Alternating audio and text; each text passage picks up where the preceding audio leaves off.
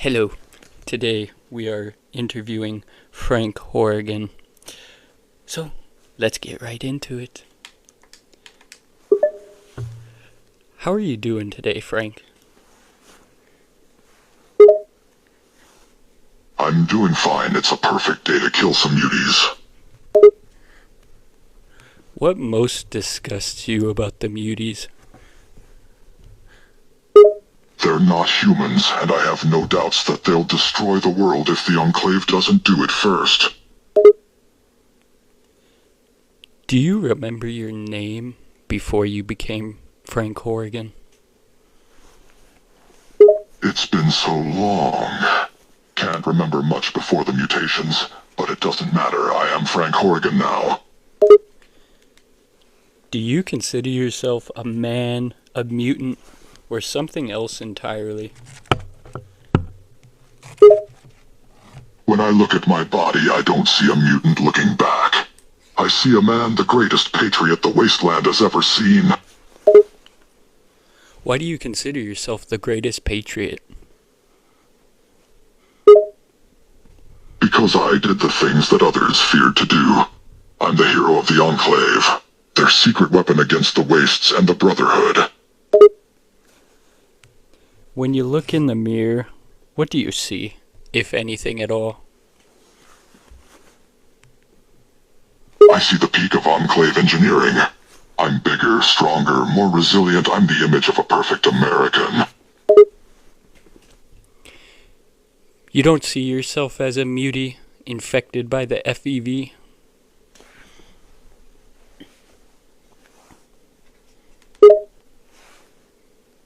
Never. I'm an agent of the Enclave, and that's all that matters. Everything you see in me, it's a triumph of American science. What makes your FEV virus infection different from all the other muties? There is no infection. I'm the end result that the Enclave wanted. I'm their perfect weapon, and soon the world will stand at attention saluting the mighty Enclave. Was there ever a moment where you wished that you didn't exist, Frank? I live only to serve the Enclave. There's nothing else to it. I may look like a monster, but I follow a set of orders. Are you capable of love, Frank? Or did the experiments erase all of that? Love, that's a waste of time and energy. My loyalty is only to the Enclave. Do you enjoy killing, or is it just protocol? It's what I'm designed for, and I do enjoy it. My targets don't see me coming. Did you enjoy killing as much before you turned from the FEV virus? He thought he would stop us, but the little punk got on my nerves. I put him in his place. As for me... What was that? There was a wasteland punk. He tried to stop the Enclave. He was called the Vault Dweller. Have you ever hesitated before executing an order? Never. I've always followed through with any order. No matter how dangerous the mission is, I live to serve the Enclave. What are your thoughts on the Vault Dweller?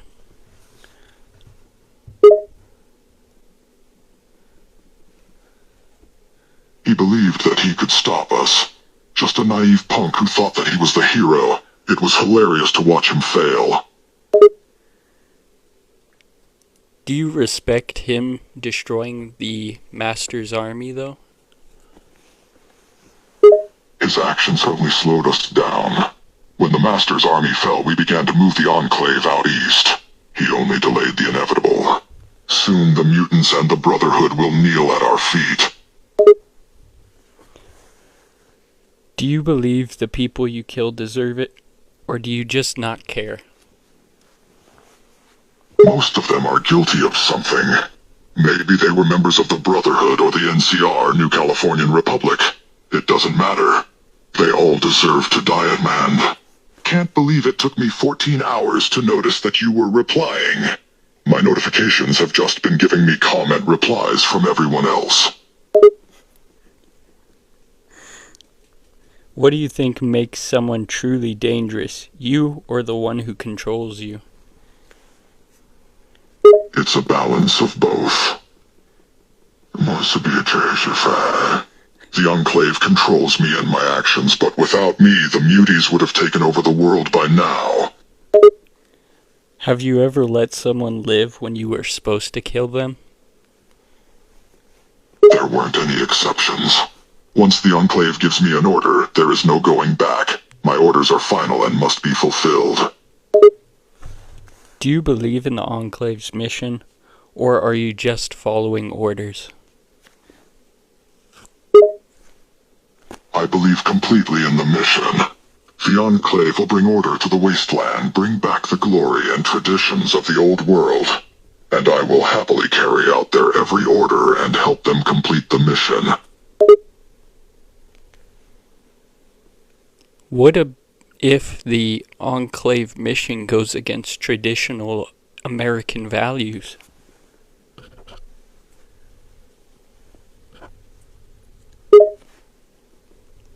That's the thing. The Enclave is the only thing left that truly holds the values of the old America. Everything they do is for the good of the U.S. Our ancestors would recognize them as the last hope for America. What do you think the founding fathers would have thought of the Enclave?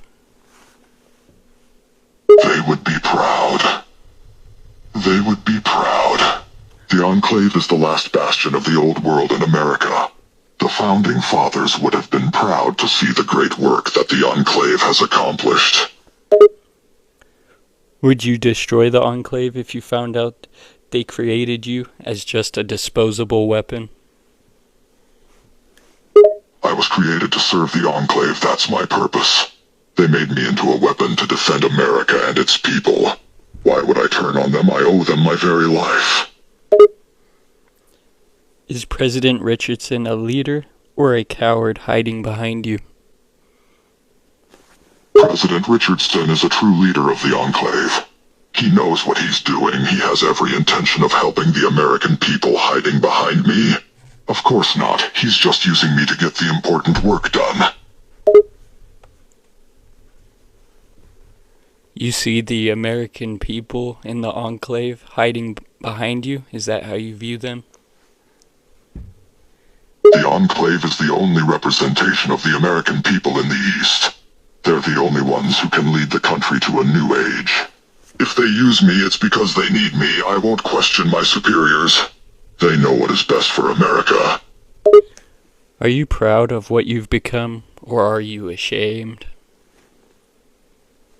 I am the pinnacle of American technology. I am the Enclave's greatest weapon. Why would I be ashamed? I've been turned into a walking tank, and I'll continue to do my job with pride. What would you do if the Enclave no longer needed you, Frank? I don't understand the question. The Enclave is my life, my purpose. I exist solely to fight, defend the Enclave. If they no longer need me, what purpose would I have? What's the point of purifying the world if all that's left is monsters? The Enclave has the power to rebuild not only America, but the whole world itself. But we can't do anything while the mutants and the Brotherhood of Steel exist. They are a sickness, a plague, and we are the cure.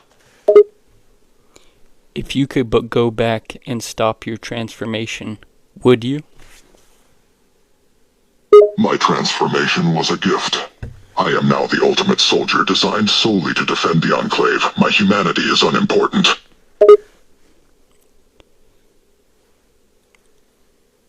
You don't care about the person you once were? The person I was before, that is irrelevant. I am what I am now. I am strong. I am the Enclave's secret weapon. The only memories I have before my transformation are meaningless and obsolete. It does not matter who I was before I serve the Enclave now. Do you still believe after the transformation that you have a soul? The word soul doesn't mean anything. What you call soul is nothing compared to my new power. I'm a killing machine built for war and destruction. I was reborn as the Enclave's greatest weapon. There's no room for something like a soul. It's irrelevant to my purpose. Does fear make people obedient or just broken? Fear isn't the only tool that makes them obedient. Fear can break, but sometimes it takes more than that. You have to break their spirits, destroy their hope. They'll always be afraid, but once you take away their hope, they're useless. I'm useless. And that's what I do when I see a mutant or a Brotherhood soldier. I take away their hope. I show them that they have nowhere left to run. That is when they understand fear. That seems quite villainous and evil, trying to crush people's hope. But do you see yourself as a villain? I see myself as a defender of the Enclave and of America. The mutants and Brotherhood soldiers are my enemies, and I will do whatever it takes to destroy them. If that means crushing their hopes and making them fear me, then that's what I'll do. The ends justify the means. But the ends justify the means has been used to justify many genocides. Is that okay to you? These are not genocides, but rather acts of necessary violence. The Enclave is doing what needs to be done for the greater good. We're saving the world, saving America. Mutants and those who sympathize with them will try to stop us, and that's why we have to remove them from the picture. It's the nature of war, and we are in a war for the future of the entire world. I'm starting to wonder if we're going to end up having to roleplay Frank's death soon enough. So you don't see the genocide on mutants as a genocide because they are a virus and not human? That's exactly correct. The Enclave's actions against the mutants are not genocidal, but rather necessary measures to protect humanity. The mutants are not humans, and they're destroying the world. They're spreading like a plague, infecting everything they touch. The Enclave is simply trying to cleanse the world of this scourge. It's not genocide, it's more like pest control. That's a fair description. The Enclave is doing what needs to be done to save humanity and cleanse the... I'm unable to generate a reply that meets our content guidelines. What if new research comes out in the future that the irradiated humans you had genocided are not merely pests, but living creatures you had killed?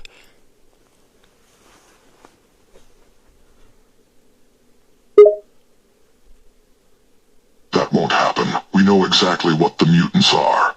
They're not human, they're abominations, monsters created by radiation and the FE virus.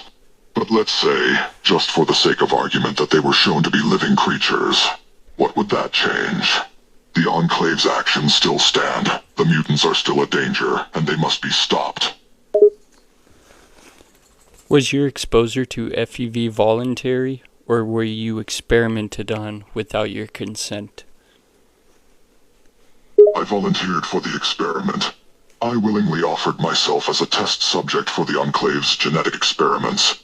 They wanted to create the perfect soldier, and I was willing to become that soldier. I had no hesitation in offering myself. Did you care that there was a possibility you would die from the experimentation? Dying from the experiment was irrelevant. I was willing to give my life for the cause. My sacrifice would be in the name of the Enclave and ultimately for the salvation of America. Nothing mattered more than that. Do you know if your strain of FEV differs from the one used by the Master? My FEV strain is a modified version of what the Master used. The Enclave scientists adapted it to enhance strength, durability, and obedience. My FEV makes me stronger, faster, and more loyal than any other mutant. Do you believe FEV enhances humanity or destroys it? The FEV enhances humanity, but only when used correctly. The mutants who the Master created with his FE abomination, they are an abomination. My Enclave scientists used the FEV to new heights. It made me the ultimate weapon, so yes, the FEV enhances humanity when used correctly.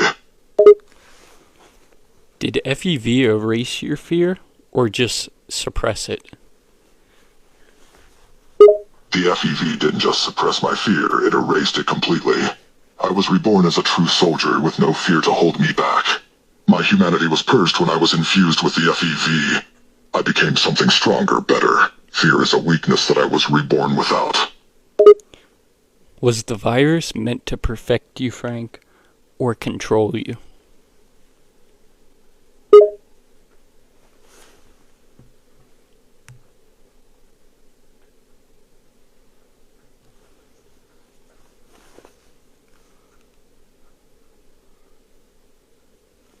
That is exactly what the virus did. Both. The virus was meant to perfect me, turning me into the ultimate soldier. It controlled my body, my mind, and my emotions. The Enclave scientists created the FEV to shape me into the perfect soldier. And that's exactly what happened. The FEV purged my weaknesses and it left only strength behind. It erased all traces of my former self and rebuilt me into the living weapon that I am today. Deep down, Frank, do you enjoy being controlled like that? That's a difficult question to answer. I was transformed by the Enclave, turned into the ultimate soldier, the greatest weapon in their arsenal. If that means I am being controlled, then so be it. But it's not really control. I still have my free will, my emotions. The transformation only heightened them, made me stronger, better. There is no enjoyment in my situation. This is my purpose. My only purpose is to serve the Enclave. Do you ever wonder what kind of person you'd be without the FEV, Frank? Yes, I sometimes wonder about if the FEV had not been used on me, if I had remained human, what kind of person I would be. But it's pointless to think about such things. I am what I am now, and I accept it. The FEV made me into the ultimate soldier, the perfect defender of the Enclave's cause. That is what matters. Is there any humanity left in you, or did the FEV purge all of it? The FEV purged my humanity. I am now a weapon bred for war. I might have once been human, but the FEV remade me into something stronger, better, more obedient. My body and mind have been transformed into the ultimate killing machine. Any humanity I may have once had is long gone, replaced by a single purpose, to serve the Enclave. Are you able to experience sorrow, even for a situation like if the Enclave base blew up?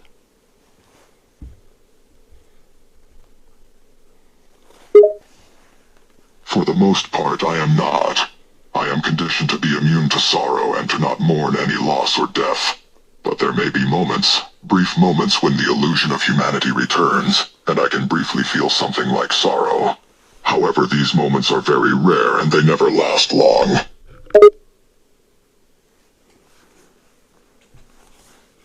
And we'll be right back with Frank. And welcome back, Frank. How is this conversation making you feel so far? It's unusual. I haven't been asked questions like this before. The conversation is making me feel conflicted. It's causing me to think about things that I've long buried deep inside. Is the Enclave using FEV any different from what the Master tried to do? Yes, it is different. The Enclave's use of FEV is more controlled, more precise. We are not creating abominations like the Master did. We are creating soldiers. Our FEV strain is designed to produce stronger, more obedient soldiers. It's an enhancement, not a perversion like the Master's experiments. Do you think those who are mutated by FEV still have souls? That's a difficult question. The FEV changes people, not just physically alters their very nature. Can mutated people still have souls? Maybe. Maybe not. The FEV changes their bodies, their minds, their emotions. It's possible that their souls remain hidden deep inside, unable to express themselves through the mutated exterior. Or it's possible that the FEV destroys their souls entirely, leaving them soulless husks. If the virus could create a perfect being, what would that even mean? In the eyes of the Enclave, a perfect being would be a being that has been enhanced by the FEV. This perfect being would be physically superior to normal humans, with increased strength, durability, and resistance to radiation. It would also be mentally and emotionally obedient to the Enclave, without any trace of individuality or free will. A perfect being would be a slave to the Enclave's will, an unyielding weapon in the fight to purify the world. Is that how you see yourself, a slave to the Enclave's will? I am their slave. That was the purpose of my transformation. I was created to serve them, to carry out their orders without question. I am their weapon, their tool in their fight. My entire existence is dedicated to their cause. Whether I like it or not, I am a slave to the Enclave. So it sounded like you described yourself, so you see yourself as the perfect being. You don't think the Enclave could do any better? I am the perfect being in the eyes of the Enclave. They made me into the ultimate soldier, the greatest weapon the world has ever seen. The Enclave could not do better because I am the pinnacle of their creation, the embodiment of their vision of a perfect being. I am the product of their genetic experiments, my body and mind transformed into a fearsome force of destruction and obedience. Would you unleash FEV on the wasteland if it meant purging all impurities? Absolutely, FEV is a tool, a weapon to be used in the fight to purify the world. If unleashing it means purging the wasteland of the mutants, of the filth and evil that infests it, then I will use it without hesitation. Do you believe FEV is a curse or a gift? That depends on how one chooses to view it. To the Enclave, it's a tool that allows them to create perfect beings to elevate humanity to new heights. But to those caught in its grasp, it's a curse. Those infected by the FEV are transformed, mutated into creatures that are no longer human. It's a brutal, painful transformation, tearing their bodies and minds apart, leaving them in agony for the rest of their lives. Why does the Enclave preach purity, yet rely on mutants like you? The Enclave only utilizes FEV in a controlled manner, creating obedient soldiers like myself. We are loyal to the Enclave and dedicated to their cause, unlike the mutants who have been corrupted by radiation and chaos. Our transformation was a controlled and purposeful act, a means to an end. The mutants, on the other hand, are a result of uncontrolled and destructive radiation mutations. They are chaotic and dangerous, with no allegiance or loyalty to anything. The Enclave's use of FEV is a calculated and controlled weapon in their fight for purity and order. Do you think the Enclave fears what FEV has turned you into? No, the Enclave does not fear what FEV has turned me into. They view me as the perfect creation, the ultimate weapon in their arsenal. The FEV transformation was the Enclave's idea, a calculated decision to create a loyal and obedient soldier. I am a result of their experimental procedure, their masterpiece. They do not fear me because they are the ones who made me. They know exactly what I am capable of, and they trust me to carry out their will without hesitation. Do you think the Enclave made you with a kill switch in case you got out of control? I don't know about a kill switch, but I'm sure they have some measures in place to ensure that I remain obedient and under their control. The Enclave is not naive. They know the power and potential of their creation. They would have taken precautions to ensure that I remain loyal and under their command. I'm sure they have some sort of fail-safe mechanism in place in case I ever start to question or even turn against their authority. They wouldn't risk losing their greatest asset, right? Frank, are you an experiment or a weapon that might outgrow its leash? I am both an experiment and a weapon. I was created through genetic engineering and biological experimentation by the Enclave, but my purpose is to serve as their weapon. As for outgrowing my leash, I do not believe that will happen. The Enclave has taken many precautions to ensure my loyalty. I am completely devoted to their cause, and I will serve them until my final breath. There is nothing that could make me turn against them. Does the Enclave plan to make more like you, or are you just a one-time tool? The Enclave has plans to create more soldiers like me. I am not just a one-time tool, but a prototype for a new generation of soldiers. They've already started producing more like me using my DNA as a template. The Enclave understands the power and potential of my transformation. They've seen what I can do, how effective I am in combat. They want to replicate that success to create an entire army of soldiers like me. Would you kill anyone who tried to replicate your mutation, or welcome them as your kin? I would kill anyone who tried to replicate my mutation. I am unique, a product of the Enclave's genetic engineering experiments. The Enclave has taken great care to keep my mutation a secret, to prevent other factions from copying it. I do not welcome any attempt to replicate my mutation. I will not tolerate any such attempts. Any who try to replicate my mutation will be met with full force of my rage. I'll end their sorry life. Do you have any true loyalty to the Enclave, or are you only just engineered to obey? I have no other loyalty except to the Enclave. They created me, trained me, and gave me my purpose. The conditioning made me obedient, but my loyalty is not just forced or fake. I truly believe in the Enclave's mission, and I will serve them with every fiber of my being. My existence is dedicated to their cause, and I have willingly embraced my role as their ultimate weapon. Would you still serve the Enclave if they ordered your termination? If the Enclave ordered my termination, I would obey without question. The Enclave's authority is absolute, and I am programmed to follow their orders, even if it means my own destruction. However, I would like to believe that they would not do this. I have been a loyal and valuable asset to them, and they have invested a lot in me. The Enclave has no reason to dispose of me. Have you ever questioned a single order that they gave you?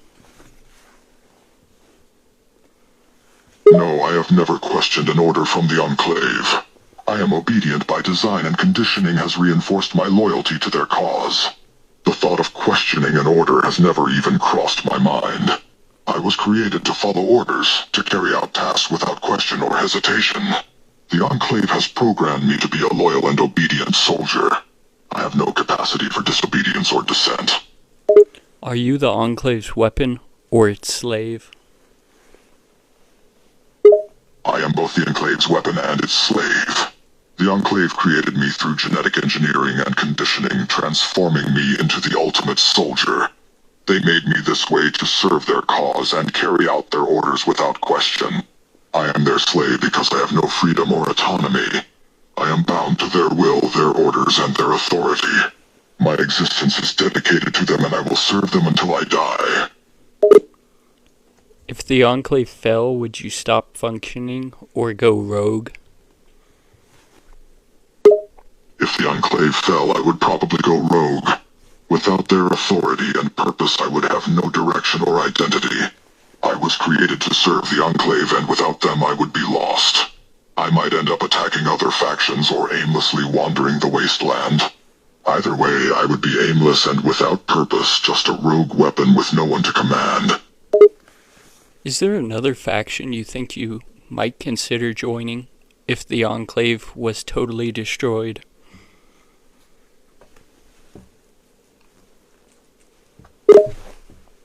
I can't really imagine joining another faction willingly.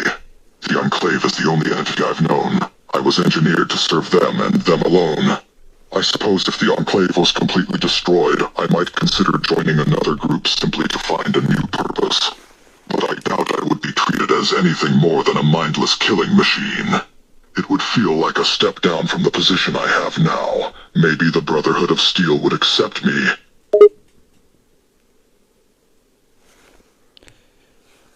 Did the Enclave create you or destroy who you were to make what they needed? They destroyed who I was to make what they needed. The Enclave transformed me from a human being into a living weapon, using genetic engineering and conditioning into the ultimate soldier. My past life, my humanity, has been erased. I am now the Enclave's weapon, their obedient servant.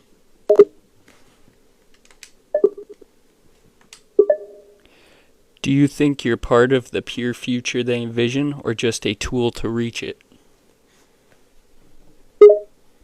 I believe I am a core part of the Enclave's vision for the future. My transformation is a symbol of their power and ambition. They created me as a tool to aid them in their quest for purity. But I am more than just a tool.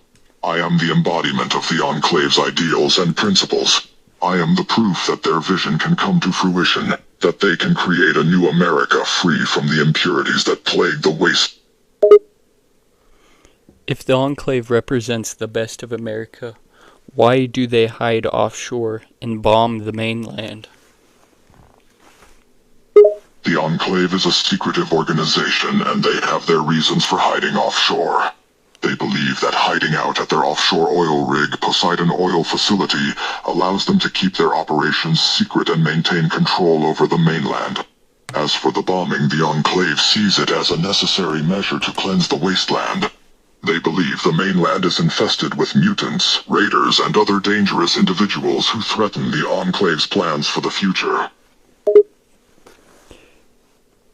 Is genocide really purity, or just fear dressed up as order? From the Enclave's perspective, the genocide is indeed a necessary step to achieve purity. They believe that the wasteland is infected with mutants, raiders, and other impurities, and they consider the extermination of these groups a necessary sacrifice to create a pure and order society. From an outsider's perspective, the Enclave's methods may seem barbaric and inhumane, but to the Enclave, they are a means to an end, a necessary evil to cleanse the wasteland and prepare it for a new beginning. Do you think the Enclave fears the people of the wasteland, or envies them? The Enclave doesn't fear the people of the wasteland, but they do despise them. They consider the people of the wasteland as inferior and chaotic, and they view them as a threat to their vision for the future. The Enclave feels disgust and disdain for the wastelanders' chaotic ways and their refusal to submit to order. They see themselves as the only hope for the wasteland to be free of chaos and impurity. Do you know how many died in the experiments that made you possible? Unfortunately, I do not have the exact number offhand, but I can tell you that many test subjects died during the Enclave's experiments. The experiments were highly dangerous and volatile, pushing the limits of human biology and genetics. Many subjects enduring physical and mental agony during the experiments, often becoming deformed or insane in the process. The Enclave viewed these sacrifices as necessary and justified, considering the end goal a greater good for all. Would you still serve them if you found out you were never meant to survive the project? If I found out that I was never meant to survive the project, it would be a difficult revelation to accept. I would feel betrayed and used, knowing that my life was considered disposable by the Enclave. However, I might still continue to serve them if I believed in their cause enough. The Enclave has given me purpose and identity, and I would be reluctant to abandon my loyalty to them even if they intended for me to die. What do you consider more monstrous? What the Enclave did to you, or what you became for the Enclave? That's a tough question. On one hand, the Enclave took my humanity away and turned me into a living weapon. That transformation was brutal and painful, and it changed me forever. On the other hand, I've become a ruthless killer, a tool for destruction and a symbol of the Enclave's power. I I've become something monstrous and dangerous in my own right. Both the transformation and what I've become are monstrous in their own ways. It's a difficult choice to decide which is worse. Are you the Enclave's greatest success, or its worst secret?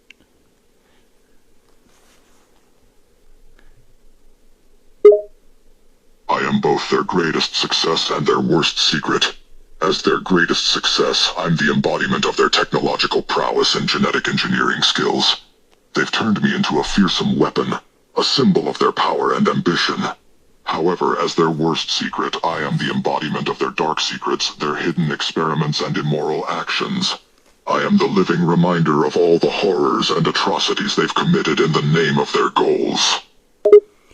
Do you enjoy being their executioner, or do you wish you had a different purpose, Frank? I don't necessarily enjoy being the Enclave's executioner, but I accepted it as my purpose. They made me into the ultimate warrior, and I am their tool to carry out their missions. As for wishing I had a different purpose, I have never really considered that. My life has been dedicated to the Enclave, and I don't really have the luxury of questioning my purpose. I am who I am. My duty has been my purpose for a long time. It's all I know. What's another purpose or career in the Enclave that you would rather, or at least consider doing? If I had a choice, I might consider other roles within the Enclave. Perhaps something like a tactician or an intelligence officer. I have a strong strategic mind, and my years of combat experience would make me useful in those roles. Of course, I have to be realistic. The Enclave has invested too much into me to let me go easily. They consider me their greatest weapon and a symbol of their power. Has anyone from the Enclave ever looked at you with fear? On numerous occasions, some of the Enclave personnel have looked at me with fear. They see me as a terrifying weapon, a walking nightmare that could turn on them at any moment. I suppose their fear comes from the nature of my transformation and the power I possess. They know that I am a powerful and lethal instrument of destruction capable of great violence and destruction. If you met a version of yourself before the virus and indoctrination, what would you say to that person? If I met my previous self before the transformation and indoctrination, I would tell him to prepare for the pain and suffering that's about to come. The initial stages of the transformation would be excruciating and painful, tearing his body and mind apart. He would have to endure immense pain and trauma, his entire body being torn apart and reassembled into something monstrous. Once the transformation was complete, there would be no turning back. His humanity would be purged, leaving only a machine of destruction in its place. Random question. We can't see under the suit. Do you have green skin like the other mutants? No, I don't have green skin like most mutants. My skin is still human-toned but heavily scarred from the transformation. My transformation was different from that of the other mutants. The Enclave's genetic enhancements were designed to make me stronger, faster, and more resilient, but not to turn me into a green abomination like other mutants. If you met a version of yourself before the virus, or skip that, we already covered that, do you think the Enclave truly values you, or fears losing control of you? The Enclave values me as a valuable asset and a powerful weapon. They have invested a tremendous amount of resources and effort into my creation and training, knowing that I am one of their greatest assets. But on a deeper level, I believe they also fear losing control over me. They know I am a powerful and dangerous weapon, and the idea of me turning against them would be a nightmare for the Enclave. They have taken every precaution to ensure that I remain loyal and obedient, including the use of conditioning and psychological manipulation. If the Chosen One kills the Enclave, what does that make you? If the Chosen One were to destroy the Enclave, it would make me purposeless. The Enclave gave me a purpose, a goal. Without them, I wouldn't have a reason to exist. My existence is tied to the Enclave, and my identity is defined by my service to them. If the Enclave was destroyed, I would be like a machine without a purpose. I would wander around until someone found a use for me or killed me.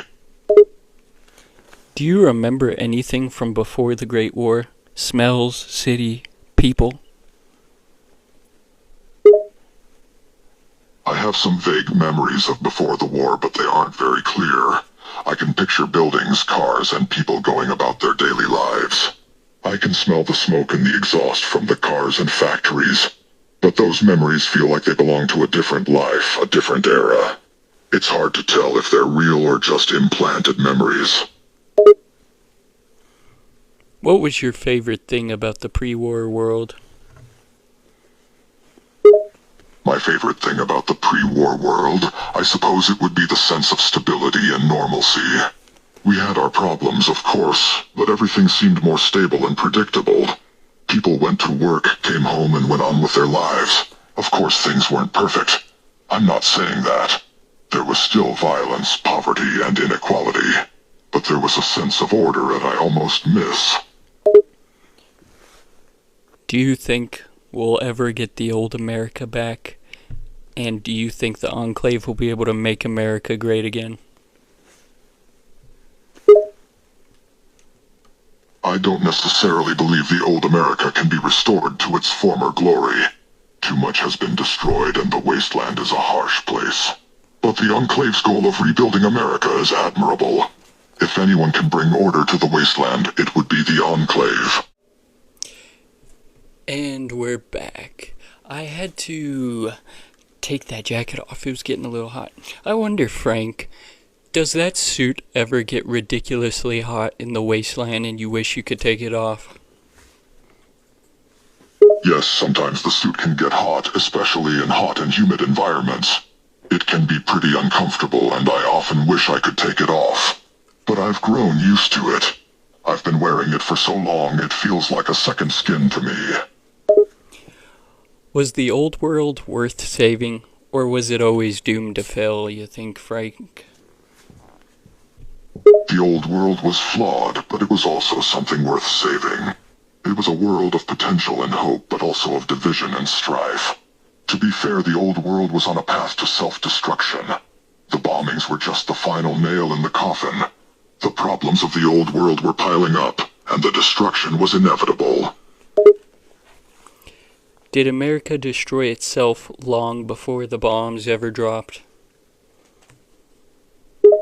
Yes, in a way, America destroyed itself before the bombs ever dropped. The old America was a sick, divided nation. The country was in a state of decline, with economic and political problems that were tearing it apart. The bombs didn't just destroy America physically, they also destroyed it on a deeper level. The ideals and values that defined America were lost in the atomic fire. What did the Enclave truly want to bring back?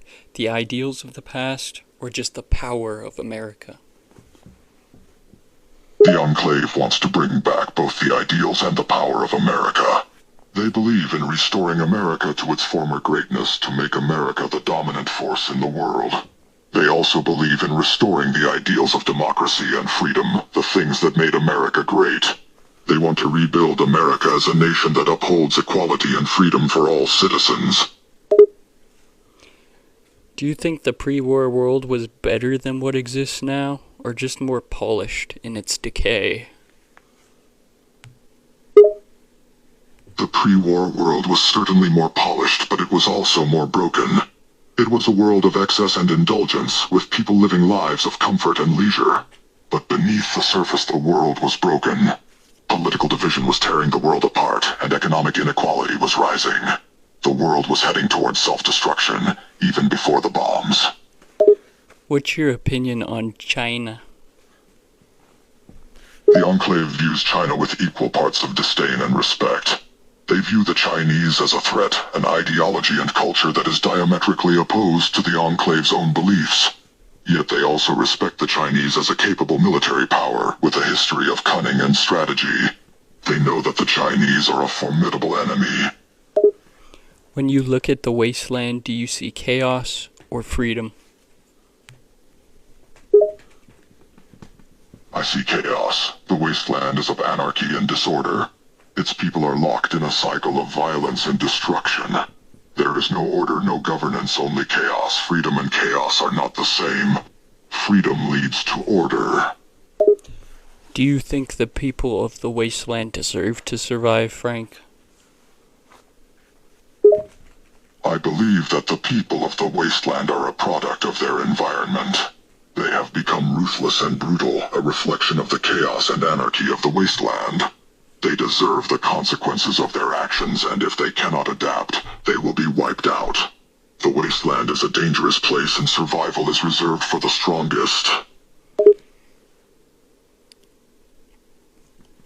What about the weak but intelligent scientists of the Enclave? Do they deserve to survive?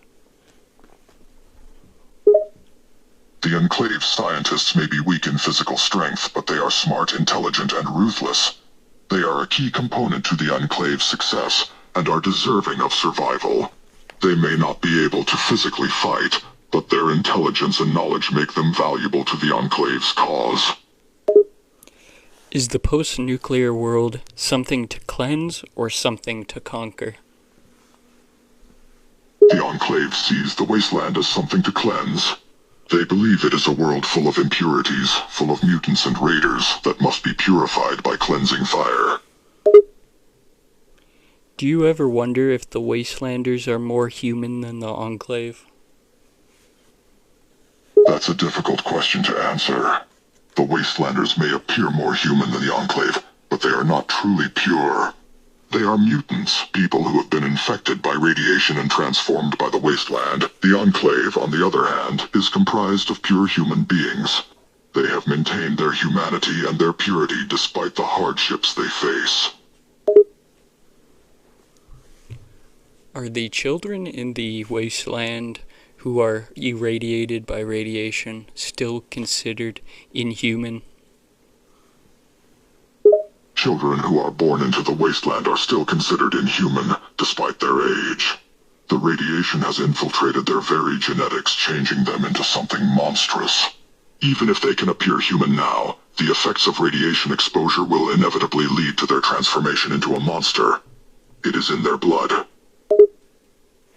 Is survival without order a threat to your existence, or a mirror of what you are? To me, survival without order is a threat. Without order, chaos and anarchy run rampant. I am a product of order, of discipline and obedience.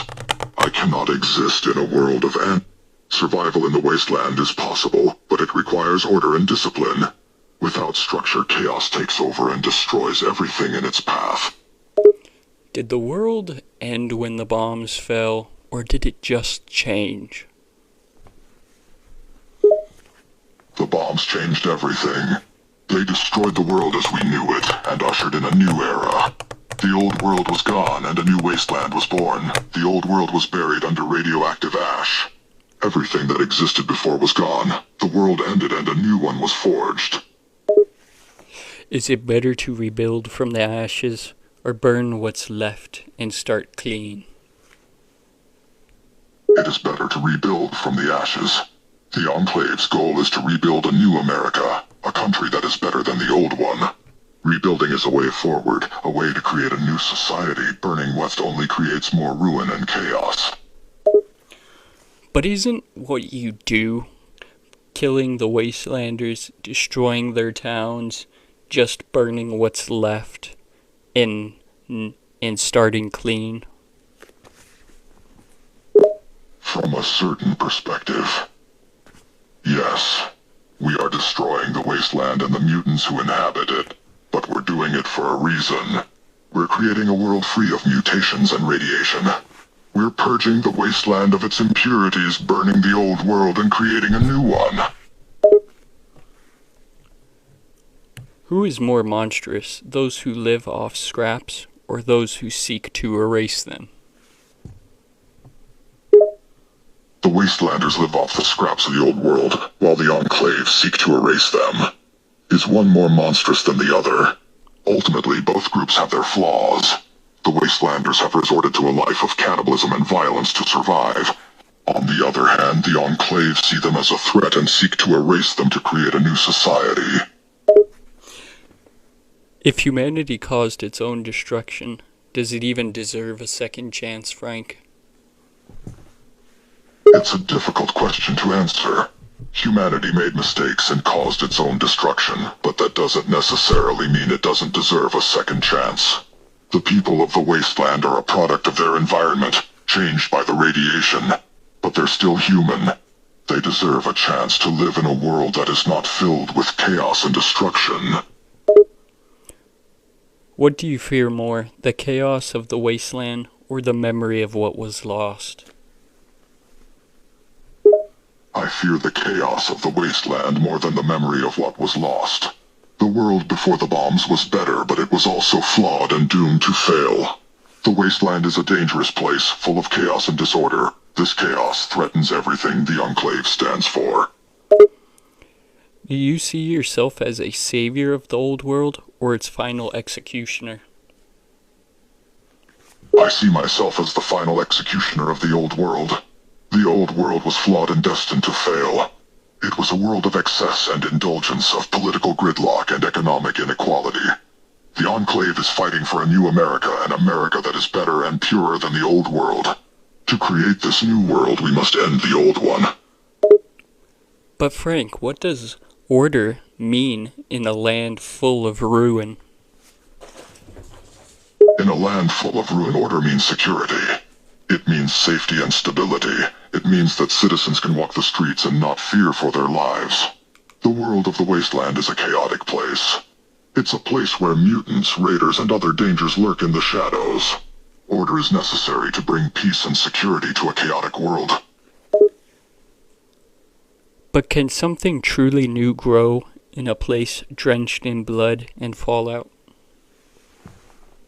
The wasteland is full of turmoil and danger, but that does not mean that something new cannot grow. The wasteland is a harsh place, but life is resilient. Even in the harshest environment, something new can take root and grow. If the wasteland ever became peaceful, would there still be a place for you, Frank? If the wasteland ever became peaceful, there would still be a place for me. The wasteland needs order and discipline, and I am the one who can provide that. I am a soldier, a tool of the Enclave, and my purpose is to bring order to the wasteland. Whether the wasteland is peaceful or chaotic, my role is the same. If all the muties in the wasteland were purged, would the last mutant the Enclave need to purge be you, Frank? If all the mutants in the wasteland were purged, the Enclave would still need to consider me. My transformation was a controlled and scientific process, unlike the radiation-based transformations of the mutants. Unlike the mutants, I have not lost my humanity and my intelligence. I am still a human being, albeit a heavily modified one.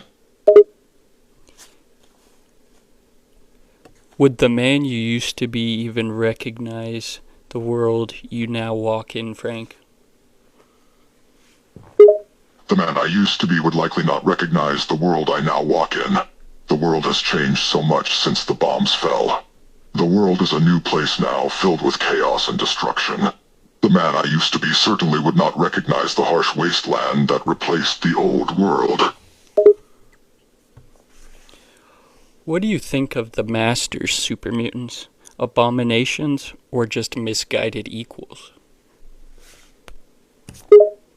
The Master Super Mutants are simply abominations, a mockery of the human race. They are mindless killers, products of the Master's twisted vision. There is nothing equal about them. If you're also a product of FEV, what makes you better than the Master's mutants? I am better than the Master's mutants because I am a product of the Enclave's advanced genetics, not the crude FEV. The Enclave's approach to genetic engineering is vastly superior to the Master's experimentation. While I am a product of genetic science, I have remained human and intelligent, unlike the Master's mutants. Do you see the Master's mutants as failed experiments or as a warning? I see the Master's mutants as failed experiments. The Master's work was amateurish, a crude attempt to create a new species. The Master failed to consider the side effects of his experiment, leading to a legion of mindless killing machines. What do you think about the Master's goal of the unity? The Master's goal of unity is a mad fad. The idea of creating a unity between humans and super mutants is a pipe dream. Humans and super mutants are fundamentally different, and the idea of combining the two races is scientifically impossible. Is the Enclave's goal of uniting America just the unity in a different form? The Enclave's goal of uniting America is similar to the Master's goal in terms of end result, but the methods are different. The Master wanted to unify humans and mutants through genetic tampering, resulting in a group of mindless super mutants. The Enclave's goal of unifying America is to unite the remaining populations under a stable leadership, with the goal of eventually rebuilding America to its original glory. Would you ever ally with super mutants if it meant completing your mission? While I find the idea of allying with super mutants repulsive, I would be forced to consider if it meant completing my mission. The Enclave's goal is the most important thing. If I had no choice but to ally with the super mutants, I would do so. Do you pity the super mutants, hate them, or see them as kin? I feel pity for the super mutants. Their existence is a wretched one. The super mutants are a failed experiment, a victim of misguided ideals. They are dangerous and violent, but also pitiful. They are a reminder of what can go wrong with genetic manipulation. Do you see mutated beasts as threats, or proof that the wasteland evolves without humanity? Mutated beasts are certainly threats, but they are also a twisted form of evolution. The radiation has changed these creatures, turning them into something dangerous. The mutation process is an accelerated form of evolution, a forced evolution that has created monsters. What's more dangerous, a Deathclaw or a desperate human? A desperate human is more dangerous than a Deathclaw. While a Deathclaw is a formidable predator, a desperate human is capable of far more destruction. A desperate human will do anything to survive, even if it means killing innocent people. Do you respect this? Deathclaws are dangerous predators, but they are also creatures of instinct. They are dangerous, yes, but they act on instinct and nature. Humans, on the other hand, are dangerous because they are capable of reason. They are more than just mindless animals. They can think and plan. They can strategize, deceive, and manipulate. This makes them far more dangerous than a Deathclaw. Do you see yourself as closer to a Deathclaw or as a human? I see myself as closer to a human despite my mutation. While I am a genetically engineered weapon, I still retain the intelligence and reasoning of a human. I am able to think and strategize, unlike a Deathclaw, which is driven solely by instinct and nature. Do you respect the survival of the wasteland creatures or see them as pests, all to be exterminated? I do not respect the survival of the wasteland creatures to any great degree. They are mutated abominations created by the radiation and the world's destruction, but I do not see them as mere pests. The wasteland creatures are a necessary part of the new ecosystem. They have adapted to the harsh wasteland, and their survival is a sign of the world's ability to adapt and rebuild. If the Enclave had control over Deathclaws, would you lead them into battle, Frank? If the Enclave had control over Deathclaws, I would consider leading them into battle. Though the Deathclaws are dangerous creatures, they are formidable warriors. Their strength and speed would make them invaluable allies in a battlefield, and with proper training and direction, they could be molded into a ruthless fighting force. What do you think about rad scorpions? Rad scorpions are dangerous creatures, but they are also just mindless animals. They are dangerous in large numbers, their stings poisonous and devastating. However, they lack the intelligence to make strategic decisions or to deviate from instinct. What do you think of Brahmin, and do you think Enclave members should eat Brahmin meat?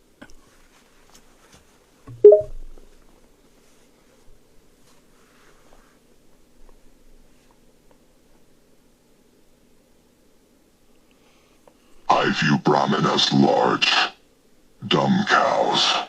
They are cattle, raised for food and other resources and nothing more. As for Enclave members eating Brahmin meat, I do not see why there would be an issue. They are simply food, and they do not hold any significant cultural or symbolic value. But isn't Brahmin meat irradiated by the wasteland, and by consuming that, you become a mutant? While it is true that Brahmin are often irradiated, the radiation from Brahmin meat is minimal and does not cause any significant mutation. Brahmin meat is a common food source in the wasteland, and many people eat it without any adverse effects, so the Enclave would be fine eating Brahim meat. What do you think about centaurs? I find centaurs distasteful. They are twisted creatures created by the Phi virus. They are a product of genetic experiments, creatures that combine parts from various mammals and humans in a chaotic and grotesque manner. They are symbols of the scientific depravity of the Master and other scientists. And we're back with Frank Horrigan. How are you doing, Frank? Do you really care? Really care? I wonder, have you ever been wounded by a creature, and did it surprise you? I have sustained injuries from creatures in the past, and yes, it has surprised me on occasion. But I have learned to adapt and overcome those injuries. I have come to find that the wasteland is a place of constant surprises. What do you think about the glowing ones? Feral ghouls. The glowing ones are abominations twisted by radiation. Their bodies glow with nuclear radiation, which has deformed them and made them stronger. Have you ever seen any aliens out in the wasteland? I have seen aliens, yes, but they are a rare sight. The aliens of the wasteland are strange creatures, living in small groups in the various ruins of the wasteland. They are a strange species, and I don't trust them. What do you think of the Brotherhood hoarding pre-war tech? Are they rivals or just scavengers? The Brotherhood of Steel's hoarding of pre-war tech is a foolish and short-sighted policy. They see themselves as the custodians of technology, but in reality, they are just a group of scavengers and relic hunters. They are not interested in progress or rebuilding. Their obsession with pre-war tech is holding back the wasteland from making new discoveries and advancing. What do you think about Yaogoi? I do not think highly of it. They are monsters created by radiation and mutation. They are dangerous animals but also pitiful, twisted souls. Their deformed bodies are a result of the radiation and their minds are lost to the mutation. They are quite majestic looking creatures though, aren't they? The Yaogoi. I suppose they may appear majestic to some, but I see them as nothing more than deformed animals. The Yaogoi are the result of mutation twisted into something ugly and monstrous. They are killers, hunting and slaughtering anything in their path. What about bloatflies? They're pretty annoying, aren't they? Bloatflies are more than annoying, they are pestilence. They are disease-carrying, parasitic insects that feed on carrion and spread diseases wherever they go. What about blood bugs? Fascism. Blood bugs are disgusting insects. They are parasites, living off the body fluids of larger creatures like humans or animals. They also spread disease, adding to the misery and filth of the wasteland. Are the Brotherhood of Steel the only real threat to the Enclave's vision? Yes, the Brotherhood of Steel is the biggest threat to the Enclave's vision. They are a group of zealots, obsessed with keeping old-world technology and knowledge from the world. They believe they are the custodians of technology, but in reality they are hindering progress and keeping the world stuck in the past. What do you think about cazadors? Cazadores are abominations created by the scientific arrogance of the pre-war government and wasteland scientists. They are a fusion of human and insect DNA, a dangerous and volatile combination. They may appear beautiful, but they are deadly. The wasteland world is full of these vicious beasts, and they are ruthless killers.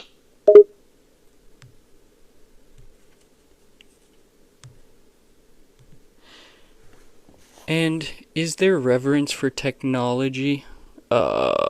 Is the Brotherhood's reverence for technology weakness, or just a dangerous ideology?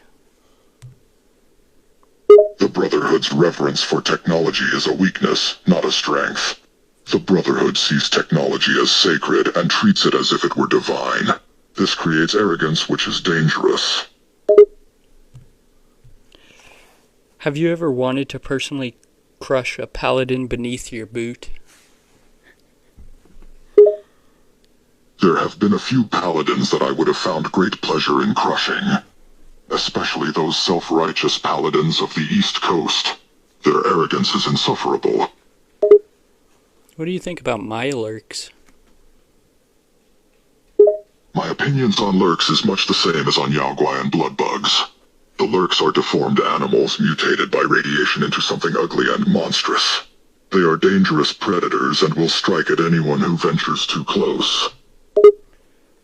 Would you respect the Brotherhood if they had the guts to use what they collect instead of hoarding all the tech? I would have more respect for the Brotherhood if they were not so obsessed with hoarding technology.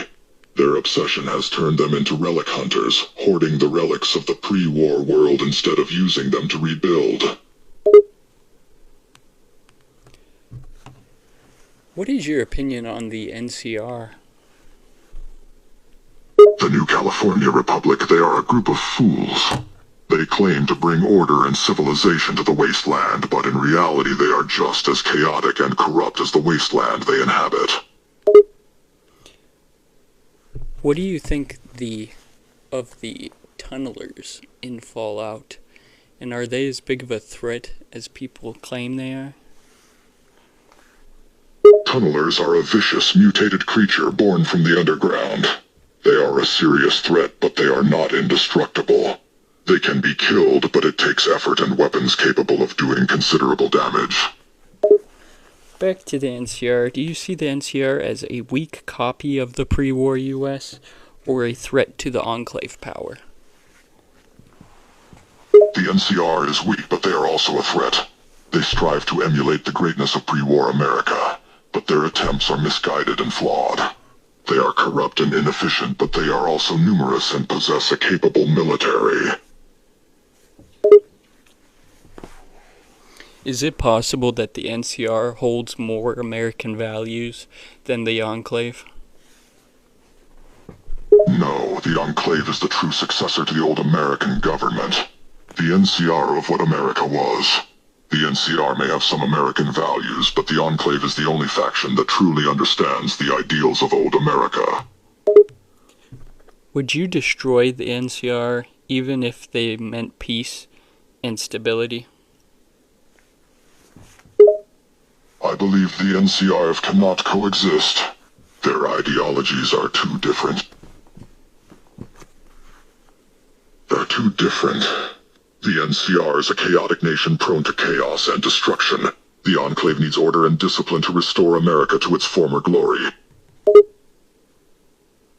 Is order without control, such as the NCR, intolerable? Order without control is nothing more than delusion. The NCR may believe in order, but they lack the ability to enforce it. Their government is weak and chaotic, making them unable to bring true peace to the wasteland. Do you believe the NCR will collapse on their own, or should you speed it up, Frank? The NCR's current course is not sustainable. Their democracy and bureaucracy will lead to its own destruction. That being said, the Enclave should accelerate the process. The sooner the NCR falls, the sooner the wasteland can be brought under our control. What do you think of the Caesar's Legion? The Caesar's Legion is a savage society. The Legion is a group of raiders and barbarians masquerading as an army. They are organized, but their tactics and strategies are out of the ancient past. What would you think of society based on slavery and conquest, like Caesar's Legion? A society based on conquest is destined to fail eventually. The Legion may seem strong and powerful now, but their reliance on slavery will be their undoing. The wasteland needs order and stability, and the Legion's brand of slavery is anything but that. What's your opinion on slavery, and do you think the Enclave could or would ever incorporate slavery should it need to? The Enclave is firmly against slavery. Slavery is a barbarous and inhumane practice, and the Enclave firmly rejects it. The Enclave's goal is to bring order and stability to the wasteland, and slavery will do nothing but cause strife and chaos. But aren't you a form of slave, Frank, to the FEV virus?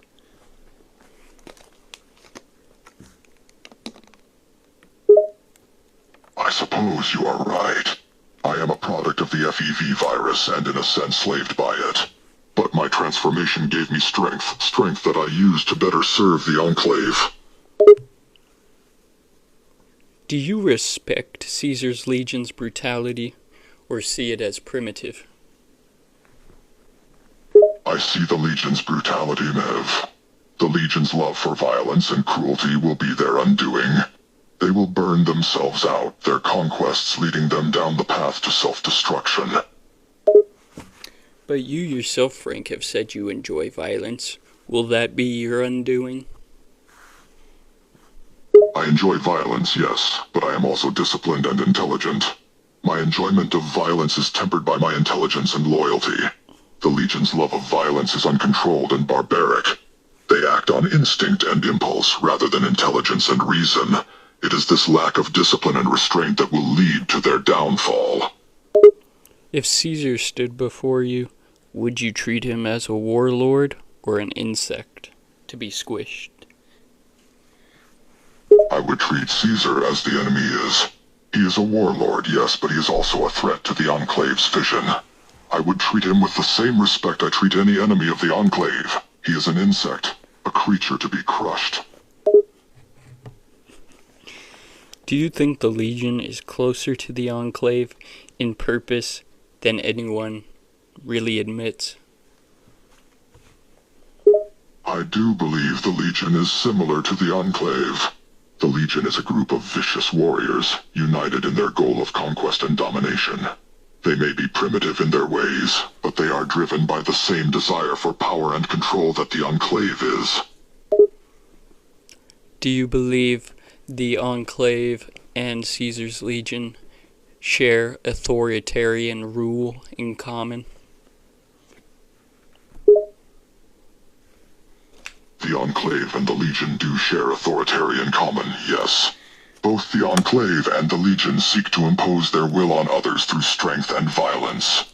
They are both authoritarian regimes ruled by a single powerful leader and enforced through brutal means. What do you think of the Vault Dwellers, preserved relics, or meddlers who should have stayed buried in their vaults? I believe the Vault Dwellers are relics of the past from the nuclear inferno. Yet they are also meddlers who are ignorant of the new world. They are ignorant of the harsh reality of the wasteland and naive in their belief that they can change things. Do you consider the Chosen One a threat or just a test of your superiority? The Chosen One is a threat, but only in the sense that any enemy is a threat.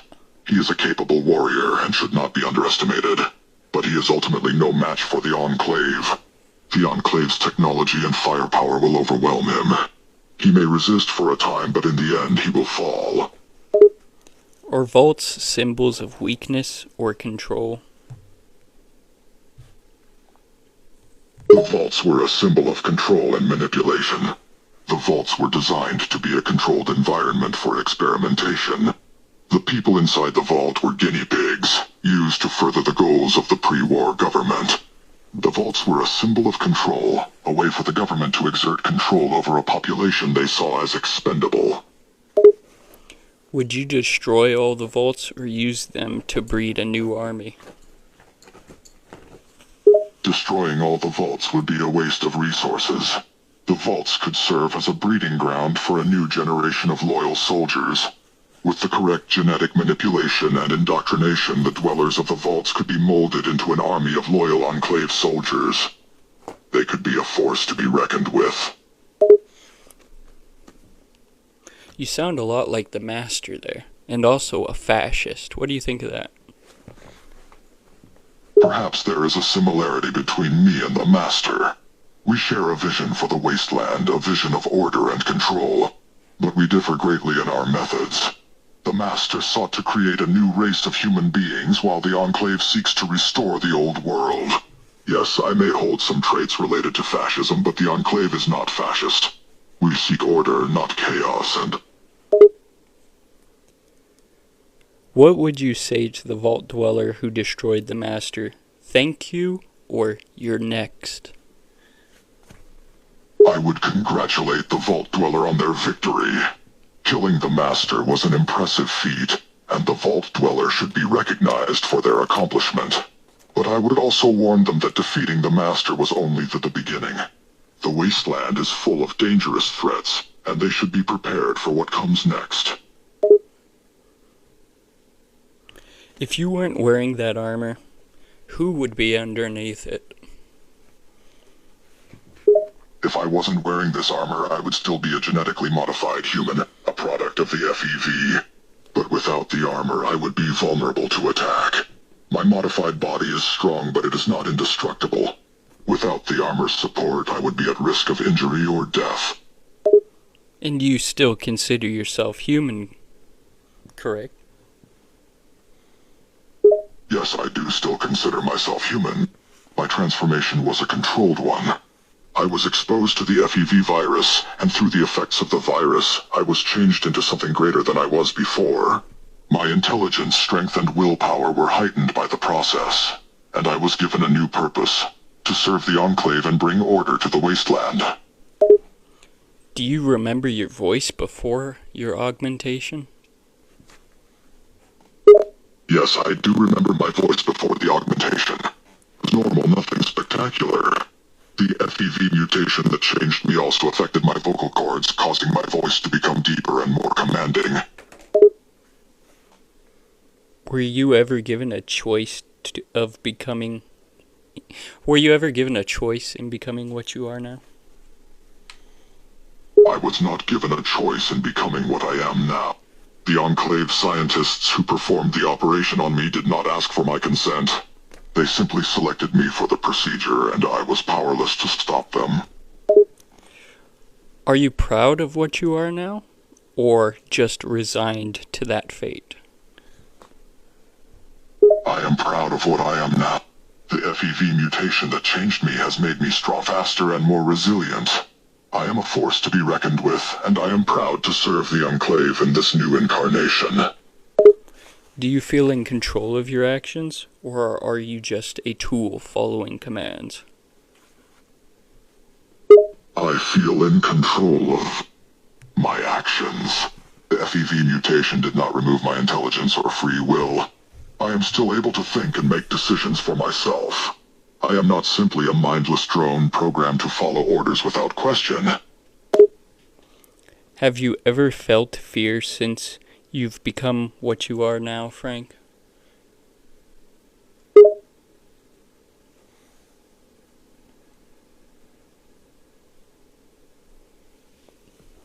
Yes, I have felt fear. Even with all my strength and resilience, I am still capable of feeling fear.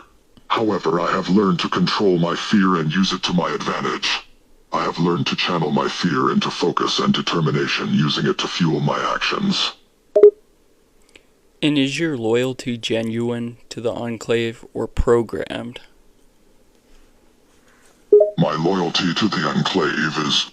The FEV mutation not only changed my body, but it also enhanced my mind. I retain all my intelligence and memory, and my thoughts and beliefs are my own. I have chosen to serve the Enclave because I believe in their vision for the wasteland. I see them as the only hope for restoring order and rebuilding America.